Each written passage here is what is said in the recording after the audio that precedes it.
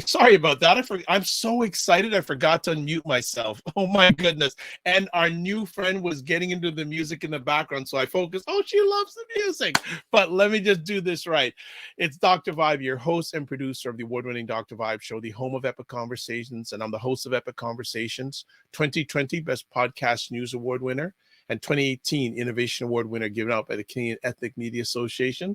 I also co-host and co-produce the only online show in the world for dads and fathers. It's sponsored by Dove Men Plus Care. And because of that, or part of that collaboration last year, reached out globally to over 100,000 fathers and dads around the world. And we did that again this year. So we've hit over 100,000 the last 2 years in a row. So as always, I like to see you're blessed, highly favored, a magnet for miracles, and a solution for someone's problem. And I am fired up this evening. I am excited. I am really, really excited about this conversation. I am all the time, but you know what I'm saying. Now, just want to do a little promo here. If you are watching this before end of day, December 31st, 2022, please vote for the Dr. Vibe show in the Best Black Canadian Podcaster category at this year's buyblacks.com People's Choice Awards. And all you need to do is go to buyblacks.com/PCA/vote to vote. And you can vote every 24 hours. And just a little plug, buyblacks.com is Black Canada's number one online magazine. And they SEO-wise are ranked in the top 150,000 in the world, family. In the world. So just a little something there. So if you are here live, please fire away with questions. If you have anything to ask, it's going to be an epic conversation. So why am I so excited? This is why. Dr. Alicia Watkins is a full professor of social work and a licensed clinical therapist. She's also the founder of Coaching with Dr. Alicia, LLC, as a certified couples coach focusing on providing evidence-based skills to couples who wish to get married, improve their communication skills, and foster healthy relationships. On top of that, she's a mother of 3 children and wishes to use her own life experiences related to love, marriage, community building, self-exploration, and commitment to respectful living to inspire couples to become stronger together. She also works as a part-time therapist at Alliance Counselling and Coaching, where she helps individuals, couples, and families heal from past issues that hinder current functioning. She's been a licensed therapist, family, for 17 years and considers this work to be her lifelong passion. And I have seen her in action for a long life, and this is her lifelong passion. She's a full-time professor of social work at the University of St. Francis. She enjoys training adult learners on techniques to become professional social workers. She teaches courses on cultural competency, advanced research, field education, and social practice. Yes, I'm reading her full bio because she deserves to have her full bio read. She obtained her master's degree in social work from the University of Chicago in 2000 and earned her doctoral degree in social work from Florida State, FSU Seminoles, in 2008. She's published 10 professional articles and has presented at over 20 professional social work conferences. And we are blessed and highly favored to have Dr. Alicia Watkins joining us this evening. Hello, hello. Hello, Dr. Vibe. I didn't think you'd read the whole thing. I'm embarrassed. No. Why are you embarrassed? Just because I know I have to put the bios together and all of that, but there we go. Well, absolutely. Well, this is a wonderful moment for me because I've been a wonderful fan for a long time, since you've been chopping it up on your own and chopping up with Dr. Boyce and chopping up with your girl. And that's saying, and this, I have a feeling this is probably your first Black Canadian podcast conversation. It sure is. And I got to tell you, one of my favorite friends in the world, he is my coworker. His office is right next to mine in my university. He's a Black Canadian too, from Nigeria, Dr. Obuagu. I'm going to send him this video. All right. Well, that's fantastic. It's crazy because he can speak all these different languages. Y'all speak French and stuff. Yes. Well, not all of us, but some of us speak French. Yes, absolutely. Yeah, we got a little culturalism going on here. So yeah, we do what we got to do. It was amazing. I've only been to Canada one time, and it was quite a while ago. And I just was blown away by seeing all these hi, really nice Black people speaking French, and they just sound all special. And it was really beautiful. I loved it. Canada's beautiful in the summer too. That's when I was there in the summer. Well, it can get, we're supposed to get it. I don't know if you're going to get it, but we're getting a really bad storm coming up this weekend. So I don't know. I think it's going to be hitting you too. Yeah, I'm in Chicago and it's on its way, but I'm sure it's not going to be as bad as, you know. Oh, no, it's Yeah. not. Hold on. Sometimes we get better weather than you. So, we're going to have to get you up here. We're going to have to get you and Dr. Boyce up here and just hang out. That would be cool. That would be cool. Make it happen. All right. This is good. And we got someone from the family, Ryan O'Neill Knight, saying good evening, everyone. And Ryan and myself co-host the Morning Vibe every Monday and Friday mornings at 9 a.m. Eastern time. And also Ryan is the co-executive director of the Afro-Canadian Business Network, who does great services for Black entrepreneurs and Black businesses right across Canada. All right. So I always like to do this with new friends. Can you share a little bit of background about yourself to our family? Yeah, and you know what? I like the bio, but one thing I want to say is that I'm a social worker. Like I am a social worker. That's the very first thing I probably should have written in there. And I love this profession. I love to be able to teach in the Masters of Social Work program at my institution. And I am proud to be responsible for training the next generation of therapists. Like this is pretty awesome. What a great position to be in. And so I do want to share that about my background because that's so important about how I see people and how I see their problems, particularly how I see Black people, because we're unique. We're like nothing else in this world because of our history and who we are as a people and how we came to America, and the slavery was unique. Everything is very unique about us. And so it's just fascinating to be able to depart that information with my students because social workers need to know how to work with different people. And so that is one thing I'm very proud of.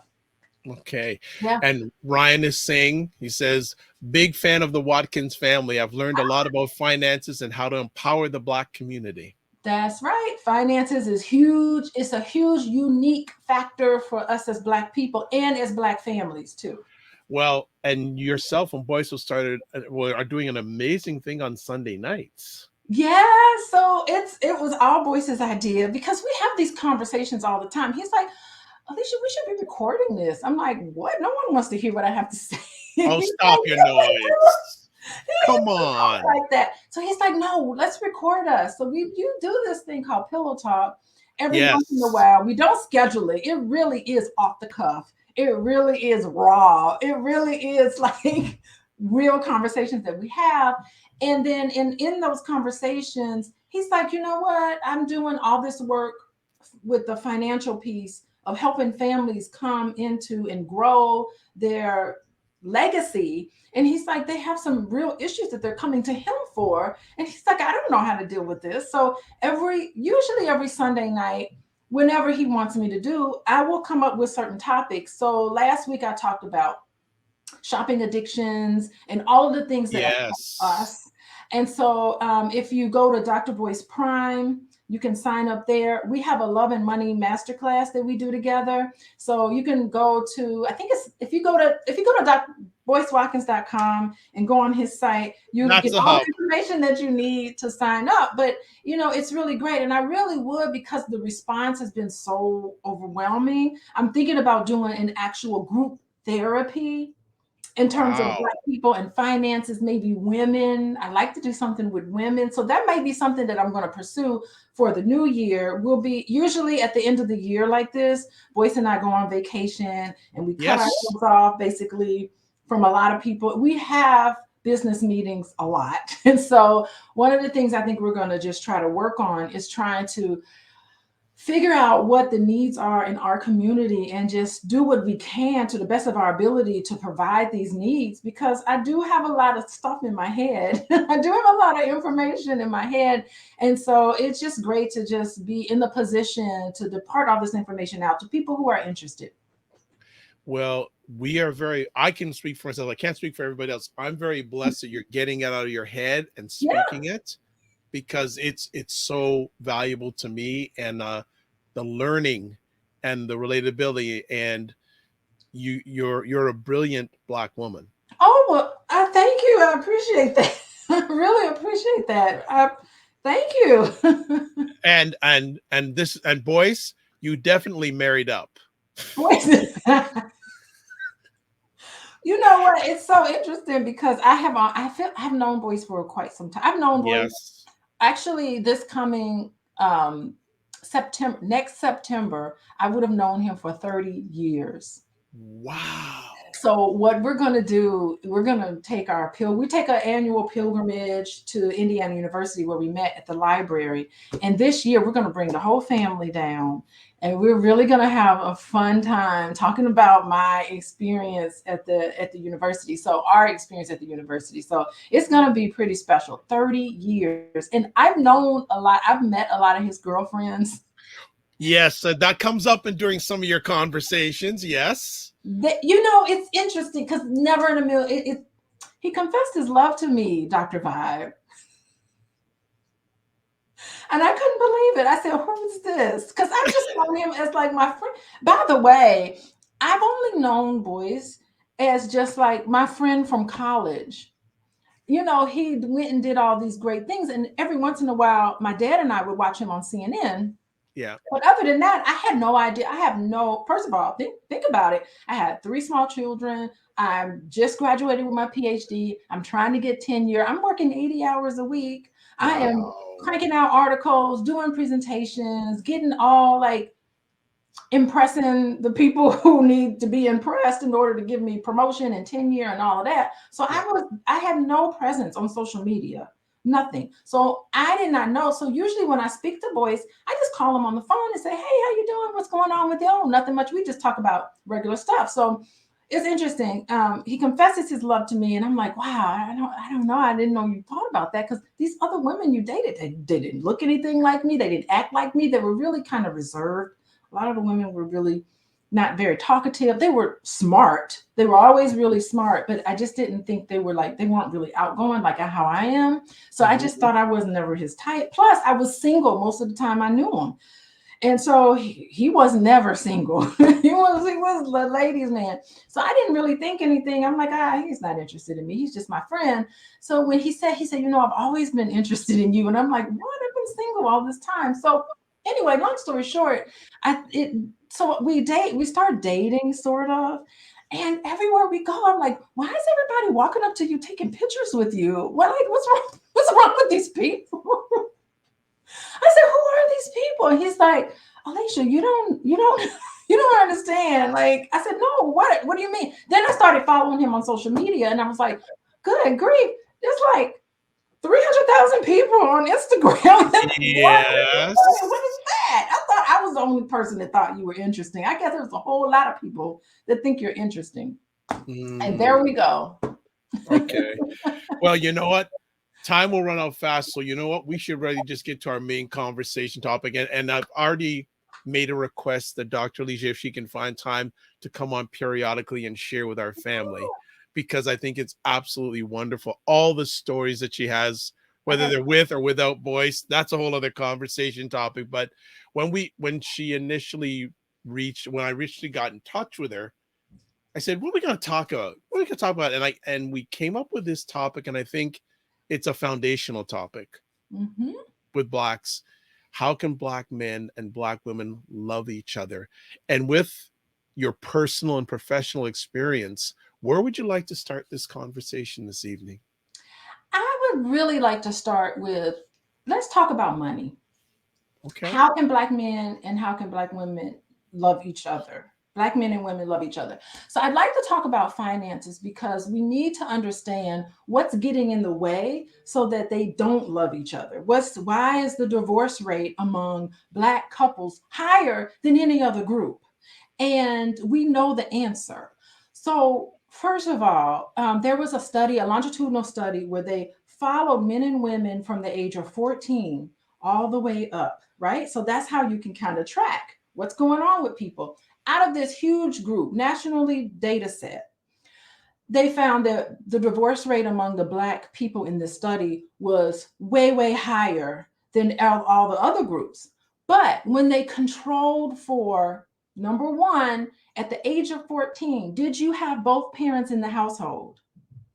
That when respondents who grew up without two parents in the household, they were significantly likely for their marriages to end in divorce. But for African American couples, when they adjusted for that family structure, the rate of divorce was cut in half. So you can cut the rate of divorce just based on, at the age of 14, did you have both parents? And so this is telling us the elevated risk of divorce among African Americans can be traced to the absence of one parent, and it's usually the father, from the homes during childhood. The second thing that they found was income. So this was also an important factor. So adjusting for differences, current income. The relative risk for African Americans also substantially changed, okay? And so when you factor in income, so high income individuals who had both parents in the home at the age of 14, the divorce rate was almost zero. This tells us the family structure and household income completely explain the elevated risk of divorce among African Americans. And it was not like this for any other group. It was unique to African Americans. Wow. Wow. And I know you're talking from sharing from a Black American lens, but similar here, Black Canadian. So what you're saying, don't think it just is applicable to Black America. It's also very significant in Black Canada. I'm going to, some other quick comments here. Wayne Harris, who is a man who loves the finances just as much as Dr. Boyce, as Dr. Boyce Watkins is the man, and also saying that he is now a follower of Dr. Alicia Watkins. Oh, all right. Thank you, Wayne. You got a follower here. Absolutely. So that we could just land on that for the whole rest of the hour. No, I'm serious. We could just land on that for the rest of the hour. And let's take a little trip down that road. We, on average, earn less than our non-melanated people. Mm-hmm. So right there, and last I checked, we live in a capitalistic society.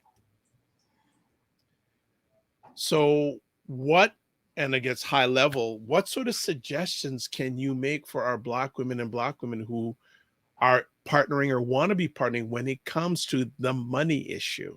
Mm-hmm.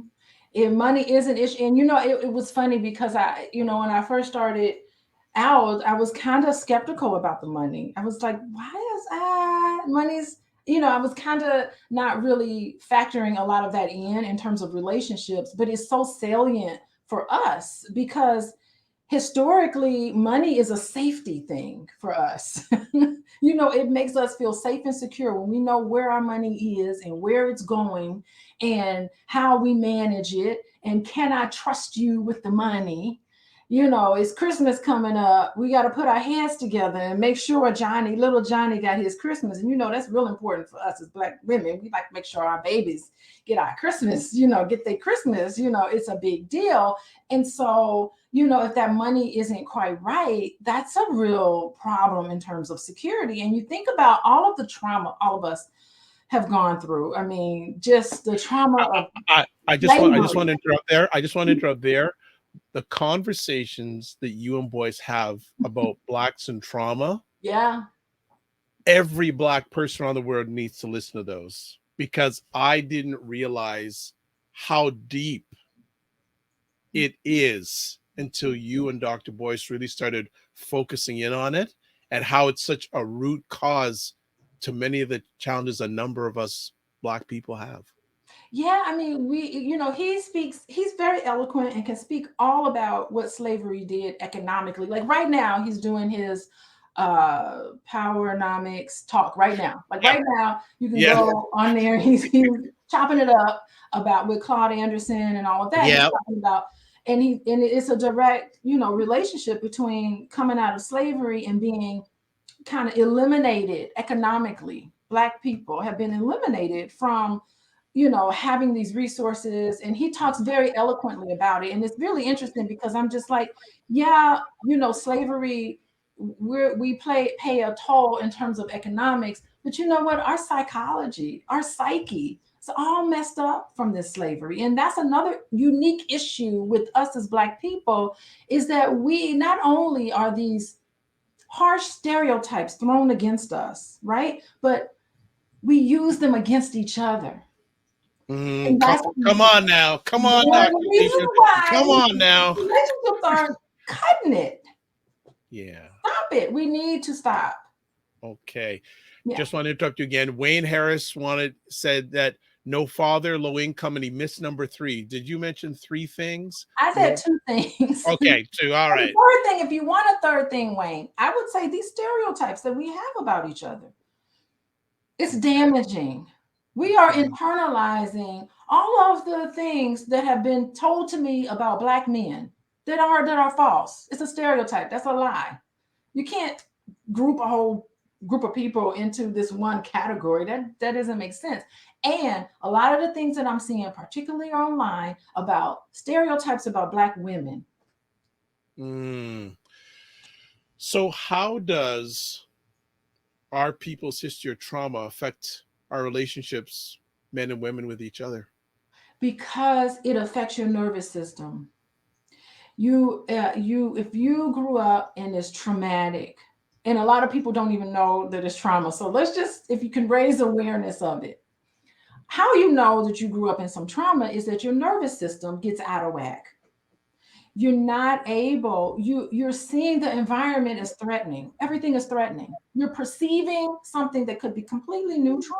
It's not going to be neutral to you because your nervous system is online. It's saying, it's adjusting to the environment. Like, we're wonderful creatures and wonderful human beings, right? Because our bodies are naturally equipped to adjust to the environment. So if you grew up and things are happening to you that are frightening to you, and you don't have a way to process that, to regulate your own emotions, as soon as you see something coming your way, it's fight or flight, and you're fighting, you're yelling, you're arguing, you know how you see online, people take out their phones and they're recording somebody in their worst state. Their nervous system is not regulated at all, and they're going off. That's not them. That's not who they are, but they for real are fighting for their life.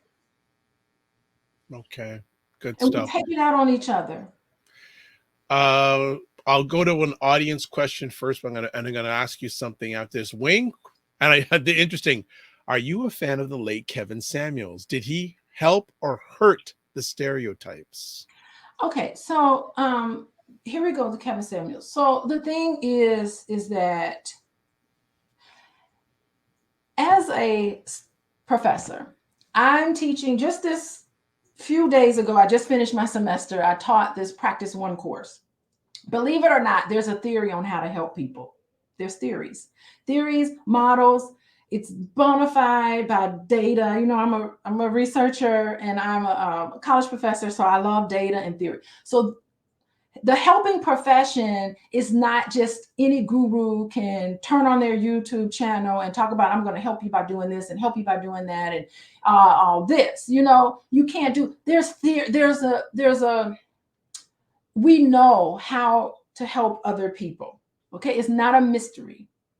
Now, how you help other people is, number 1, you have to be genuine, you have to be compassionate, you have to have integrity, you have to have respect for people. That's how you help other people. And so my issue with Kevin Samuels is that the way in which he delivers his message is not helping. I'd like to see the results. It's not helping. So it's not just Kevin Samuels, and I love for him to be him, and he's got a lot of people who love him, right? The way in which he delivers, it's not bringing anybody together, it's divisive. And so he has a voice, or had a voice, or people who speak like that, they have a voice and it needs to be heard, but he has to be able to convey it. People like that have to be able to convey it in a way that's respectful. And when you're putting somebody down and you're being like you're superior and I have all the answers and you don't, it's not helping people. So I look at Kevin Samuels and others you know, is this going to help, or is this really just going to be really fun entertainment? I can put my popcorn in my mouth and be like, ooh, he just chewed her out and all this. That's how I look at it, because it's really sad to see a therapist like myself. I can't get the numbers Kevin Samuels gets, you know? And I don't know, like, it's just sad for us. And I'm giving real stuff, you know, and I just don't think that it's helpful. That's the biggest, my biggest issue with it. Okay. One of the things that you and Dr. Boyce educated me on was the ACEs test.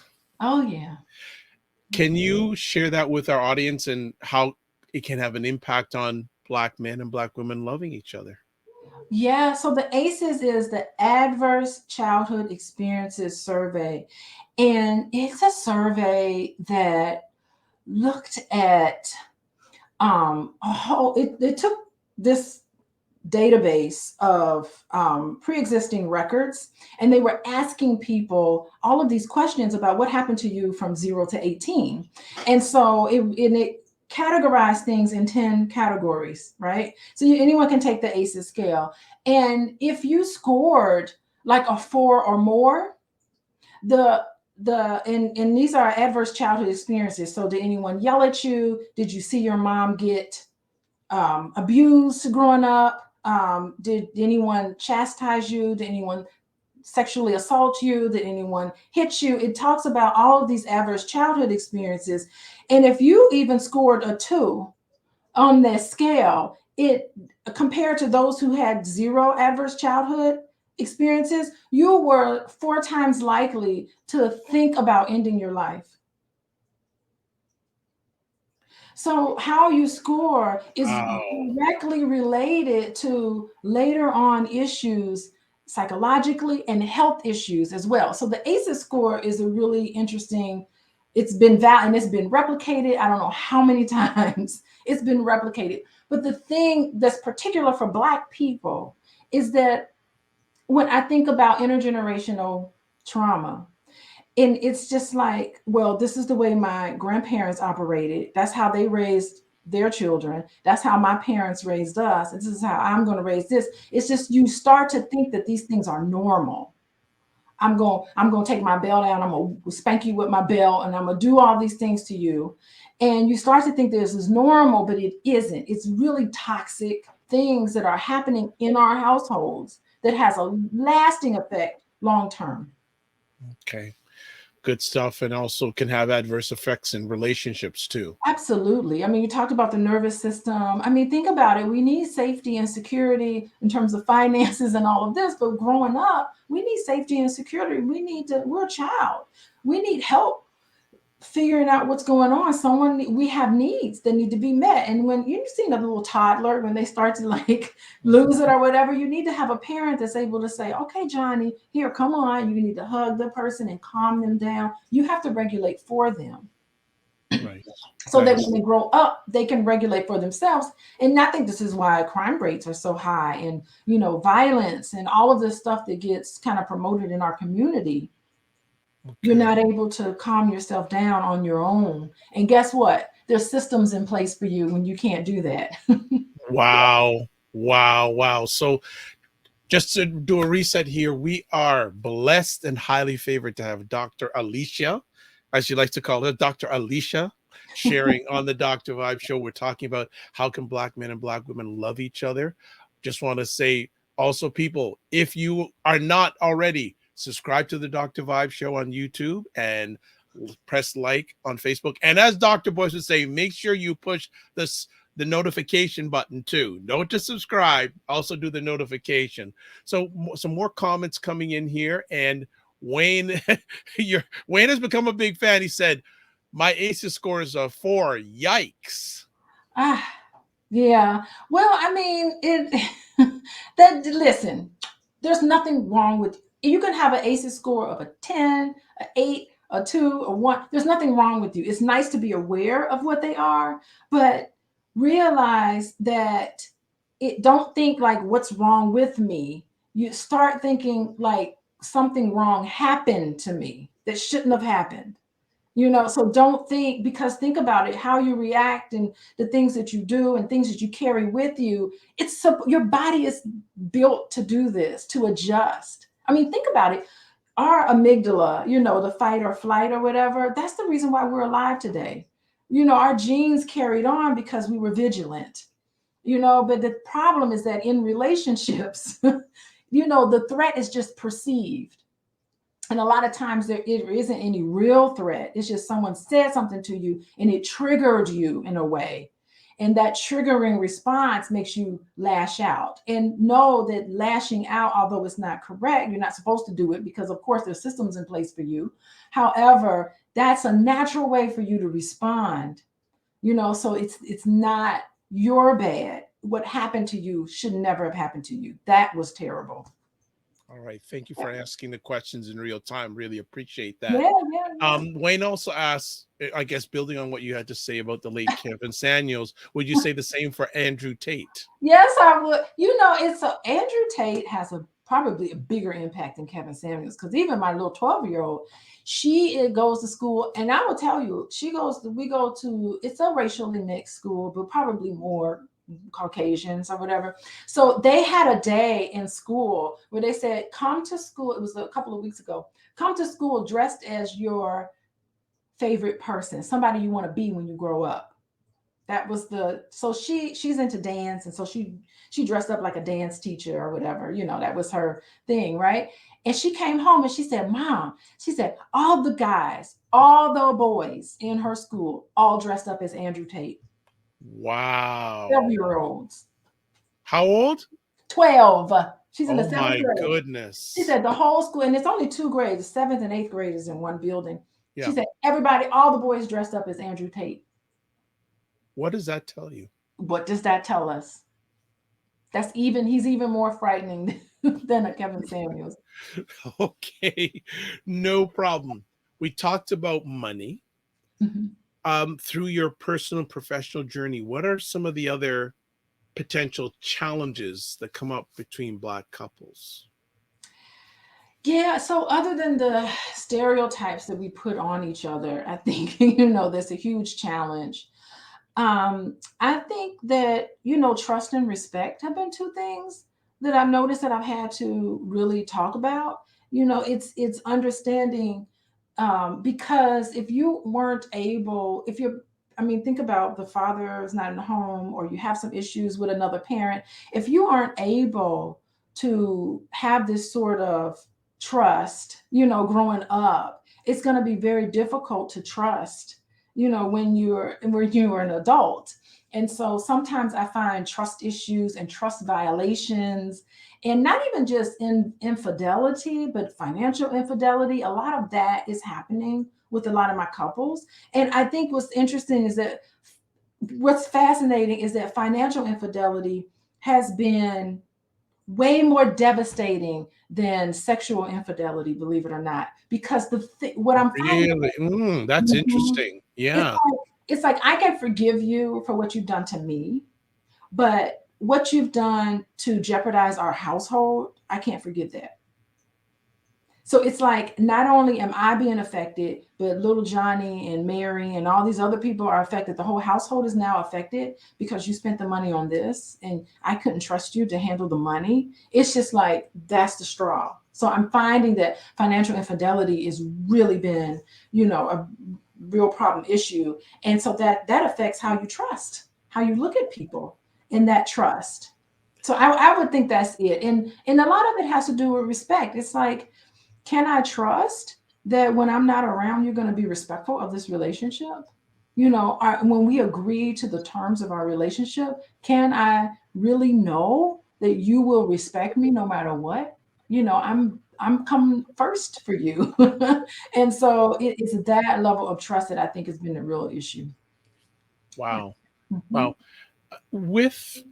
How has, from your lens, the pandemic impacted Black love?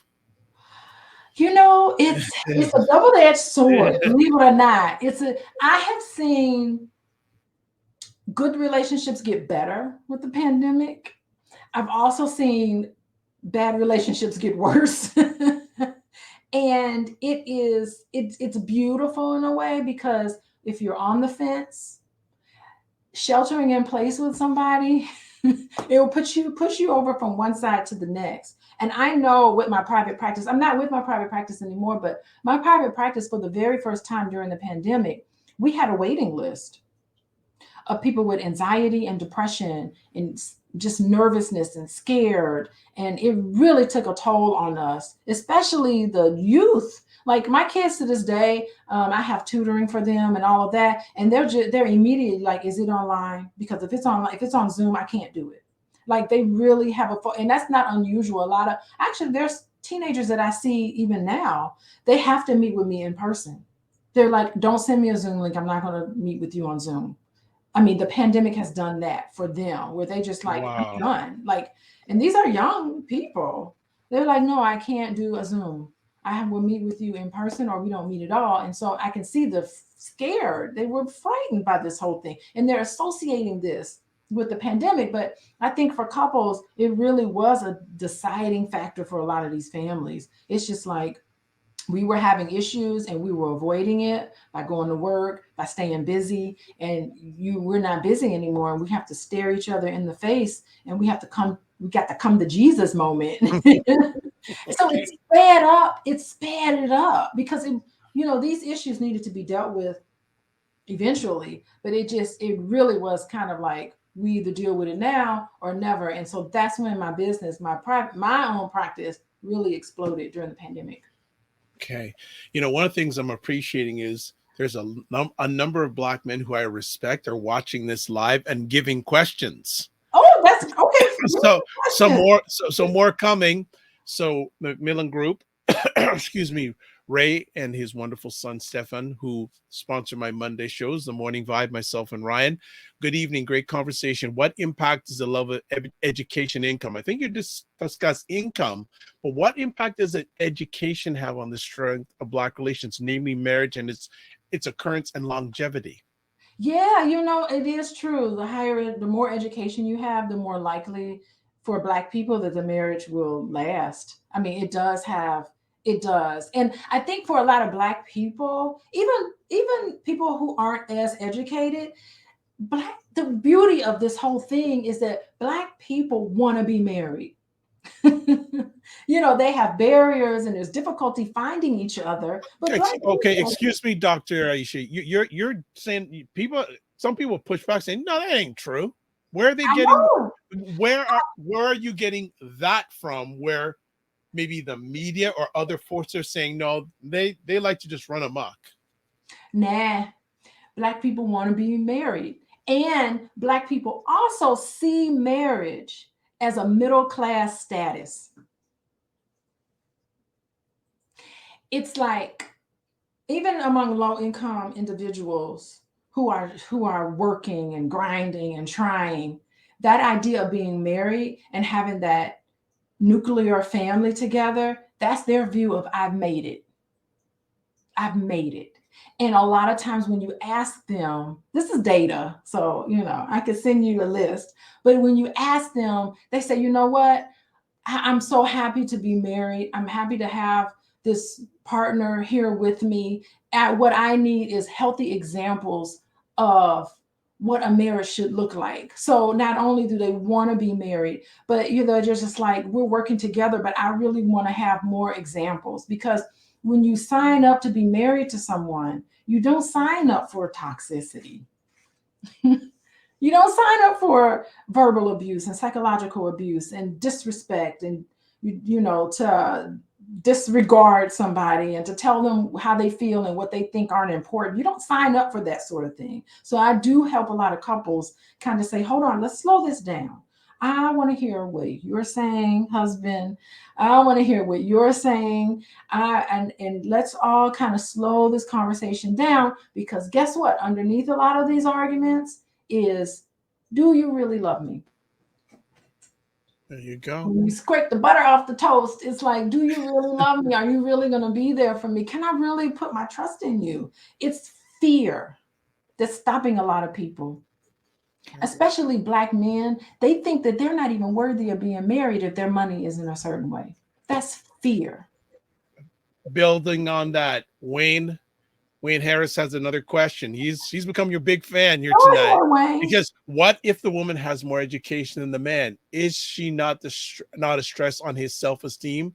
Don't women initiate divorces 70% of the time? Okay. They Okay. do. They do Okay. initiate divorce. And really, when you ask women, why is it, and Black women, just women in general, who initiates divorce, tell me why you're asking for this divorce, they'll come up with legitimate reasons. They'll say, he wasn't faithful to me and I tried to work it through and it was a continuous pattern and I gave him chance after chance. He disregarded me. He ignored me. He, didn't listen to me when I tried to talk to him. It's like trying to get through. And I think that these complaints from these women, not normally, a lot of these complaints have nothing to do with, well, he didn't bring in the money like he should. I don't usually hear a lot of that. When you ask people, you don't hear a lot of that. You hear real legitimate things. It's like, are you going to be there for me? Are you really going to love me? And it's like being frustrated, going over and over again about trying to get through to somebody, and they don't listen and they disregard you. And they say, you know what? You got a house over your head. You got clothes on your back, food in your stomach. What else do you want from me? This is what you hear from a lot of women. Okay. Ray from the group says, yeah, I agree with Dr. Alicia on marriage being the goal. I know it's a much higher level of Black marriage in Jacksonville, Florida compared to Toronto, even though the incomes are lower in Jacksonville compared to Toronto. Well, cost of living is high in Canada. Is it not? Yes. Right? Okay. Yes. Well, it is definitely, especially in the Toronto area. Toronto's one of the most expensive cities, let alone in North America, probably in the world. Oh, okay. I just know like the Canadian price and the US price is like yes. Big difference. Surprise, Wayne has another question. He says, what's the impact of modeling and who are the models for the Black relationship? Comparison, I think is you spelled it wrong there, but comparison seems to be coming into vogue.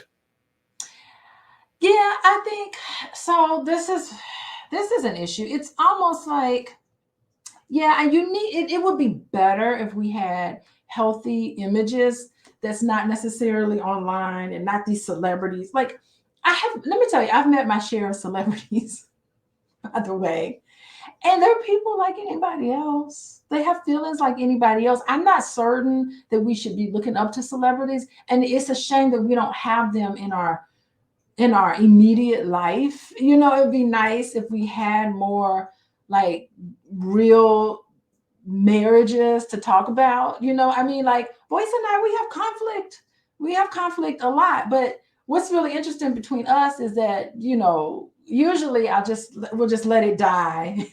And then we'll usually circle back and come back to each other. So it took work to get to that point, because we grew up differently. I grew up totally differently from how Boyce grew up. So our backgrounds are different. I'm the second generation therapist. My mom was a therapist. My dad was a social worker. And so I feel like my background and my experience is really different from a lot of what I hear a lot of Black people talk about. And I'm not saying that Black people, have all this kind of complicated background, but I, just when I listen to how a lot of Black people were raised and how they grew up, it doesn't necessarily reflect what I experienced. And I'm not saying that I'm better than anybody. Of course, I'm not saying that, but I just feel like my child and my youth was a little abnormal. You just having two parents who are therapists, and they had a degree in child behavior. They knew about child development.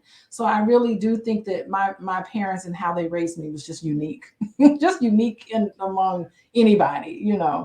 So Good so stuff. we're different, but just because you have different backgrounds doesn't mean that you can't have a healthy relationship. It just means you need to take out a little more time talking to each other about, okay, what did you see that was normal for you? Tell me, how did you come to this? Who taught you this? And then having this negotiation. So you can talk about your background and the things that you grew up with. I can talk about my background and what I grew up with. And then we can sit down and have a conversation. Okay, how do we want our family to look? We can cherry pick. We can pick, this didn't work. I don't like this. This doesn't work for us. I'm going to let that go. But that's okay. It doesn't mean we disrespect our parents. It just means we're not going to continue that in our family, in our household. So a lot of it is talking and negotiation and compromise. How about that? Yeah, like absolutely. Compromise. I more job says who is Andrew Tate? Man, I think he got banned from social media, but you can always find him. He shows up. Yeah, Googleicious. Google him. Googleicious. I have a question here in regards to. Look at our parents, many of them who stayed married for long periods of time. Mm-hmm. Probably your parents as an example. And, what did they have to keep the longevity compared to what many of our people in this current won't, what's the diff? Yeah, well, I mean, modern relationships. We do need to. There we go. Yes. Modern, because right now, relationships, marriages, we're putting a lot on marriages. I really do. I have to stop myself, because I really do expect my husband to be everything to me. I want him to be my best friend. I want him to be my confidant. I want him to be my exercise partner. I want him to play cards with me. I want to be my partner when we play cards. I want to sit down and watch every TV show together. It's like modern relationships, we're putting so much, because think about it. I mean, when my mom was a stay-home mom. So when my parents were married to each other, she stayed home. She took care of us.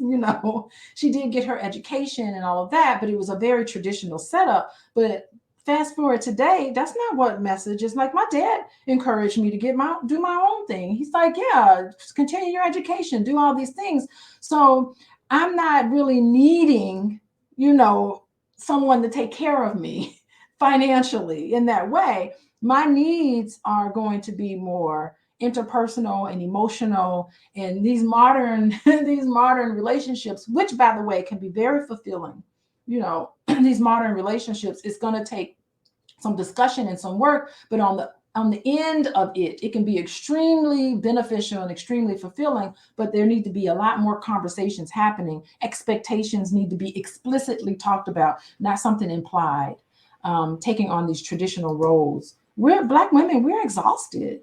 Like, we're working hard all day. We're taking care of these kids. We're cooking and doing these things. We need Black men to be more involved. And they are, by the way. Black men, compared to other groups, yes, are very much involved in their children's life. Yes. Even if they're not married, even if they're not in the same household, Black men are one of the first to kind of say, I'm not going to be this stereotype. I'm going to be there for my children. I'm going to be there at school, and I'm going to participate. I'm going to volunteer for basketball. I'm going to be an assistant coach in basketball. My son is important. This is important to him. So what we're seeing is that a lot of Black men, it's egalitarian.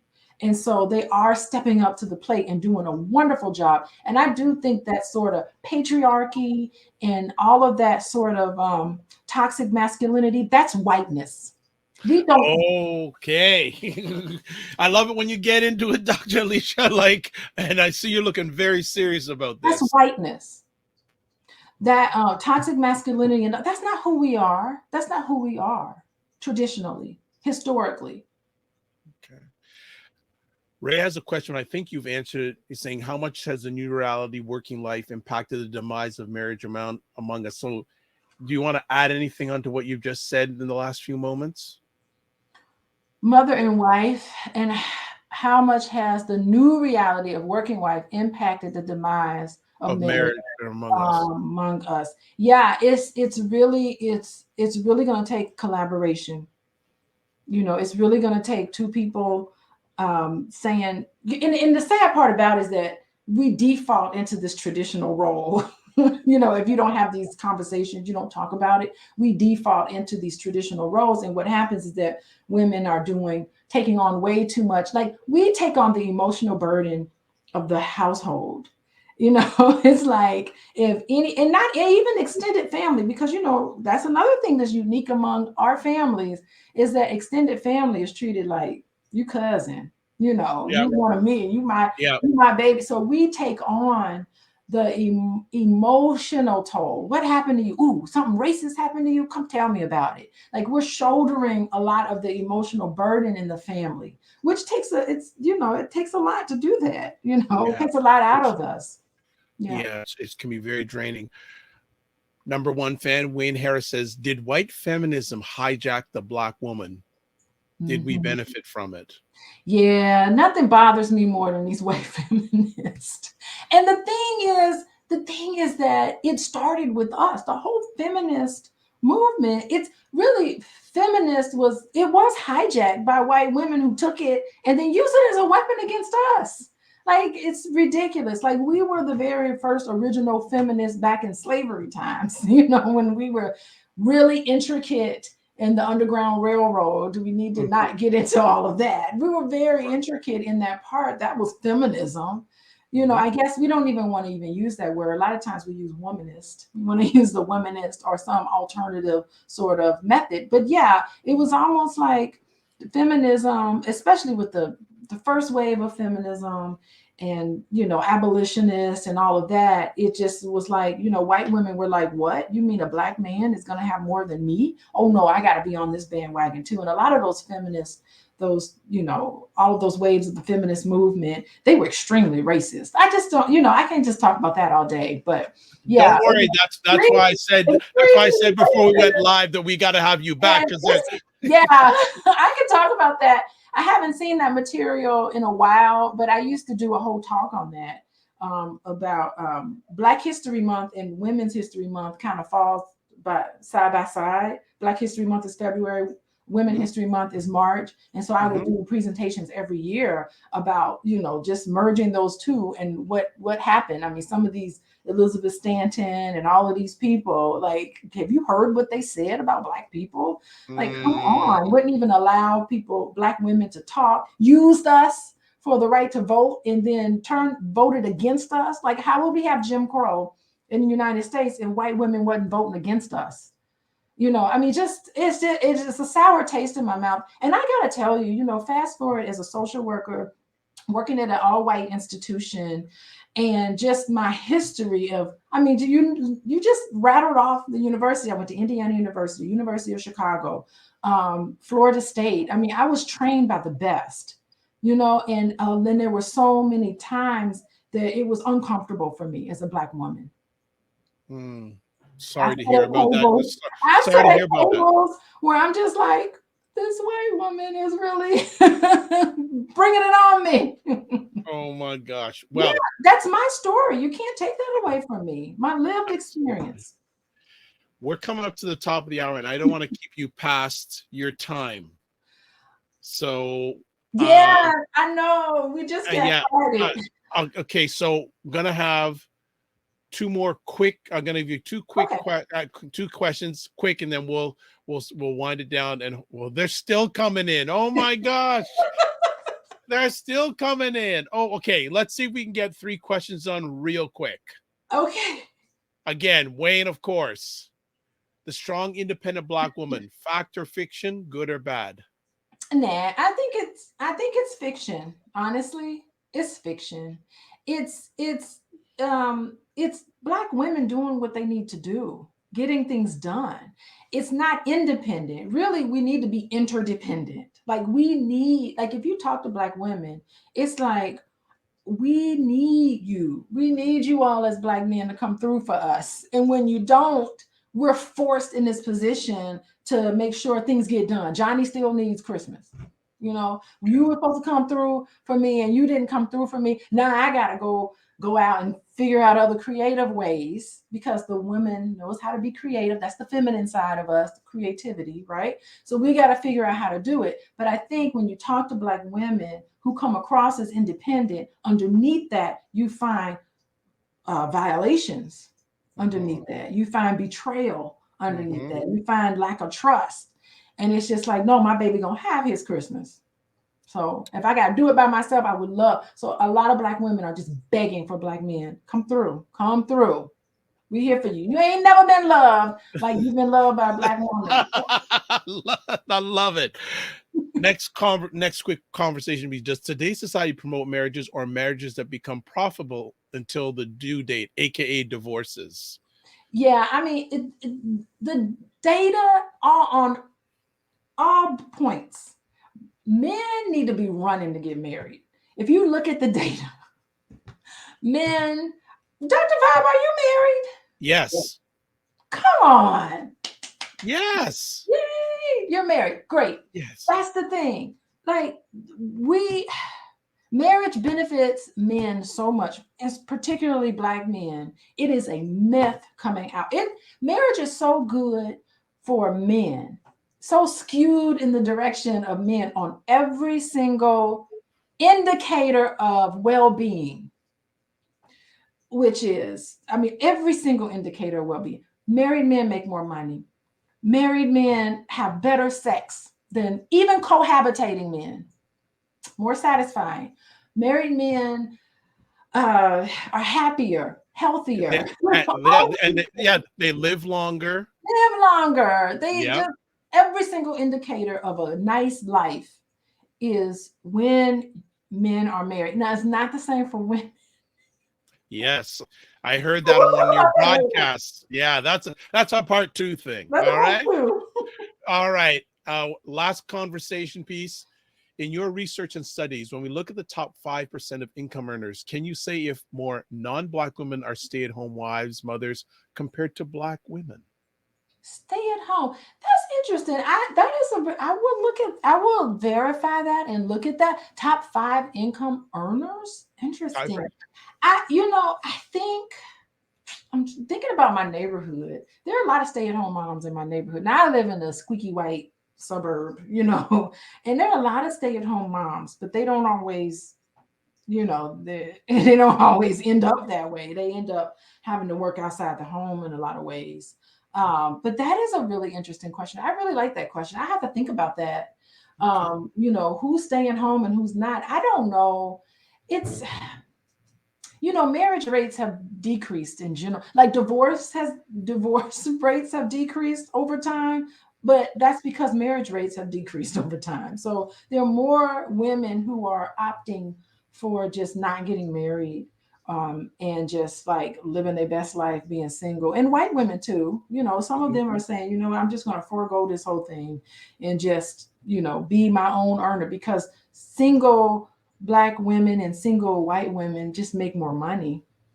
They do make more money. But I can come back and later and talk about. Yeah, you better. No, well, before we leave, I'm just going to put up some of the offerings that Dr. Boyce and Dr. Alicia has. So just bear with me, family, because Dr. Alicia has a whole pile of stuff. So does Dr. Boyce. So Dr. Boyce, if you go to Dr. Boyce Watkins page. Okay, what does he got? He's got a lot of goodies in there. Yeah, the 10 Commandments of Black Economic Power. Dr. Christina Park's masterclass that's coming up, Protecting Your Health from a Toxic World. Free training from Dr. Boyce, how to start an investment club, how to generate income on selling stock options, how to build $1 million family with 5 minutes a month. The free Dr. Boyce book, $5 investment plan. There it is, Financial Therapy with Dr. Alicia Watkins. Wow, okay, he's good. He put that up there. I didn't even know that he put that. Yeah, he's got a pile of stuff, family. So if you go to drvoicewatkins.com, you're going to see, but we want to highlight, of course, the Financial Therapy with Dr. Alicia Watkins. Let's go to that page. What do we see? And there we go.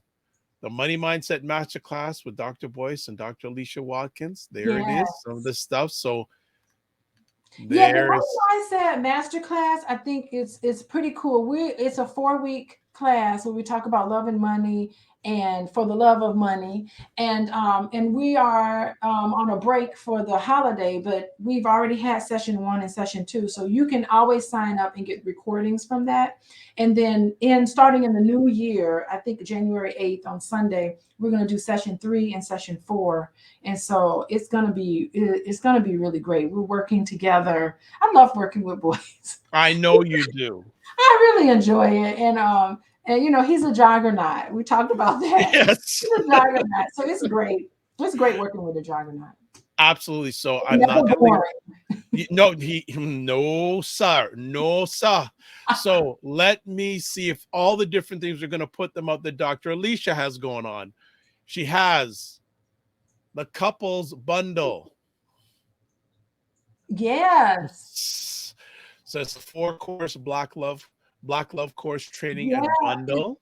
Drama-free conversations. So how to communicate. I love that title though. I love how you put that drama-free. Like that's I said wonderful. We gotta get the drama-free out. So drama-free conversations, how to have good communication, because communication is really number one issue that I come across that couples present with. It's the drama-free marriage. Like, how are we going to operate our marriage? How are we going to run our marriage? It gives you everything you need to discuss to operate your marriage, whether you've been married, whether you're thinking about being married, or whether you've already said, let's get married. So it's that. And then another thing is drama-free family. So these are for well-established families. It could be blended families. And, you know, a lot of us, we have alternative definitions of family. That's another unique thing about Black people. We have alternative definitions. So that course I taught with Dr. Boyce, we taught that together, talking about our family. And then there's also the Black Love Weekend is also included in that bundle, I believe. Well, there's things like drama-free communication. Yes. We've got that. I'm going to put all of them up. Like, I can't put them like back to back. So I've got to click and come back. So thank you, Dr. Bye. No. While you're getting that up there, I just want to wish you well on being like voted like the top podcast. You're nominated for an award. Yeah. So, we also have Secrets of the Drama-Free Family. Yes. Secrets of the Drama-Free Family. So we have that up there. You know, gotta treat Dr. Alicia right. She's bringing the fire. She's bringing the fire. And plus she said she's gonna come back. Yeah. So that's always a good thing. So those are some of the things. And again, if you go to her, best place to really get in touch with her is, there's her Instagram. Look at my Instagram. Oh gosh. Right. So there she is on the Instagram account. I got a ton of spam accounts. Yeah, I noticed that. Not nice. It's terrible. Not nice. And again, if we go back, if you want to catch, again, if that we showed it, but her Instagram is at Coaching with Dr. Alicia. Yes. One last conversation piece I have to ask you. Yes. Is it best to have a friendship before a relationship? It all depends. I think it depends. I think that when you're starting something that could be something, go at a snail's pace. Right on. But fools rush in. And that's not to say, I have seen people who like just meet in a couple of months, they get married, and then next thing you know, they've been married for 50 years. Like I have seen that. Yeah. It's possible, but not very probable. So I say go at a snail's pace, pay attention, listen, observe before you dive in, before you take that leap, and then know that when you commit yourself to that one person, there's always potentially an X factor. There's always something that's unknown. And so you do need to take a leap of faith, but at the same time, you don't want to rush in. So I think it just depends. I say go slow. All right. Yeah. Well, Dr. Alicia, thank you for answering my request. Yeah. And hope I'll be in contact with you offline. Okay. Love to have you come back periodically because the Black men are asking the questions. Yes, I love this. And thanks for having me. Thanks for reaching out. The pleasure is mine and everyone here. I want to wish you, Dr. Boyce, family, and all the hundreds of thousands of people that you have are and will be helping a great holiday season. Yes. And I heard you're going away, which is fantastic. Yeah, we're gonna party it up. I'm gonna party hard. We work hard, but we're gonna party hard. Okay. And as I always leave with these two things these days, remember to give yourself grace, and don't just manage your time, manage your energy. Beautiful. I love that. Give yourself grace. That's beautiful. And other people too. Yes, but it got to start with you first, You do because have if you're not giving it to yourself, it's gonna be hard to give it out to other people. Yeah, I love it. All right. Thank you so much. All right. Thank you for having me. Goodbye, everybody. I'll see you again. Take care. And yeah, and that was an epic conversation with Dr. Alicia. And I mean, wow, it was worth the wait. It was certainly worth the wait. So everybody, there's her contact information. At least follow her on Instagram. At least do that. And if more, look into the programs and that her and Dr. Boyce are offering. They are good stuff. So want to just close up here with a few quick things. Again, if you're watching this before 12 midnight in your time zone on December 31st, vote for the Dr. Vibe Show in the Best Black Canadian Podcaster category at this year's BuyBlacks.com People's Choice Awards. Go to buyblacks.com/PCA/vote to vote. You can vote every 24 hours. Also, subscribe to the Dr. Vibe Show on YouTube, and also push the notification button to know what's going on, and on Facebook. If you want to follow me, you can check me out. Website, the drvibeshow.com. Email dr.vibe@thedrvibeshow.com. YouTube, Facebook, and LinkedIn, The Dr. Vibe Show. Twitter, @the Dr. Vibe, @Dr. Vibe Show, drvibeshow. And finally, the Instagram, The Dr. Vibe Show. And we also say, if you want to promote your business and service on our show, contact me at dr.vibe@thedrvibeshow.com. So I'm just going to close it out with this. Absolutely. And Wayne Harris says, happy holidays to all. And More Job says, great show, Dr. Vibe and Alicia. Fantastic. So this is how we close it out. If you know a little bit about me, this is what I do. Live your life as a dream. If you can dream it, you can make it. Sometimes you have to get small to get stronger. Block assumptions, then aim bigger, aim better, aim higher, aim wider. Love, faith, and respect. Remember to give yourself grace. And just one last thing, you can catch replays. Wrong show, The Morning Vibe. I'm so anxious I put the wrong thing. You can catch replays of the Dr. Vibe Show wherever you're watching this right now. God bless. Peace to all. Keep the faith. Walk good. And love you all. Thank you for all your support. It's appreciated, not taken for granted. God bless. We'll see you soon. Take care.